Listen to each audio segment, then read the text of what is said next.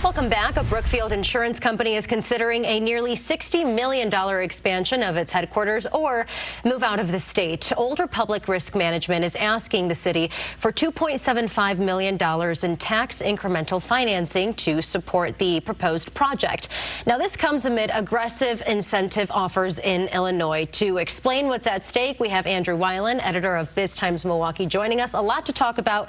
These plans include tearing down 2 office buildings in Brookfield to build a new corporate headquarter area. Walk us through this proposal and what it all means. Okay, so Old Republic has an office building, pretty high profile. If you drive down I-94, just northwest of the intersection with Moreland Road, you can see it right there from the freeway.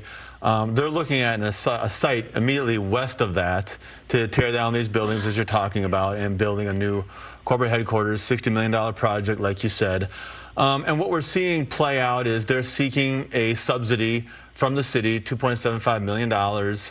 And this is a fairly common negotiating tactic, I would say, whether people realize that or not. It's not uncommon to see companies say, oh, you know what, we could move to another location in another state if we don't get the favorable subsidy that we're looking for here. Now, you know, they have 350 employees in Brookfield, so they're a valuable employer in the community. They're talking about adding another 100 jobs in the new building.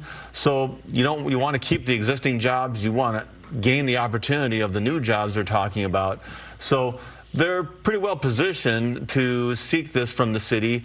And of course, there's additional tax revenues that come in addition with a brand new building. And of course, that's the money that's used to provide the subsidy. So you talked about the job opportunities available there. What about the offers in Illinois perhaps sound appealing to this company? You know, we don't know a lot about that, but, you know, I look at that as sort of a plan B. Okay. That, you know, it's very disruptive, if you think about it, for a business to move to another state. All their employees presumably live in the area. They go to work at this building in Brookfield. So it'll be very disruptive for them to all of a sudden have to move into the Chicago area. So I certainly don't think that's a preferred option, but this is the game that companies often play to get the best deal that they can, is to say, well, what could we do? You know, what might some other community be willing to offer us?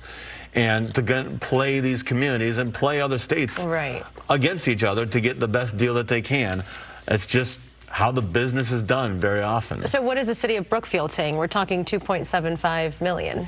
I think we're going to see it approved. You know, that's not an outrageous, believe it or not, that's not an outrageous amount of money for a $60 million development that this is. You know, again, a company with 350 jobs, adding 100 jobs, that's a lot.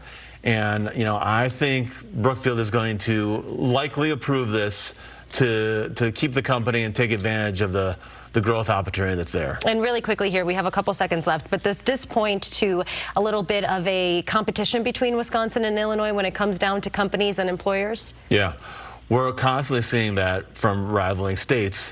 Where we've seen that play out the most is in Kenosha County. We've seen a large number of companies move into Kenosha County, and a lot of times there's a number of reasons. There's just a lack of land in Illinois. There are higher costs, and so sometimes there's other reasons for coming north of the border that we've seen. But a lot of times incentives play into that package. Okay, maybe we'll have you back when Brookfield makes a decision, Andrew. Thank you so much for your time.